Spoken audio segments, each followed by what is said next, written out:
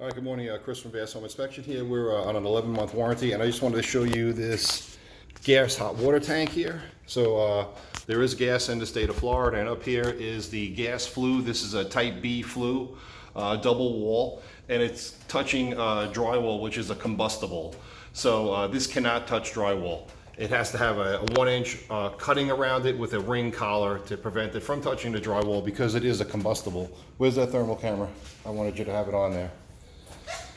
So Super Cub has to get the camera ready because I want to show you like the heat signature here as to, you know, the importance of this, why this should not touch. So right here is the infrared camera, and you can see how hot that signature is. So we're going to call this out in our report and see if the builder's going to fix it. We've actually addressed this on almost every single property here, but we haven't been able to confirm repairs yet by the builder. So we're going to address this as a deficiency because this is a fire hazard. That's a combustible.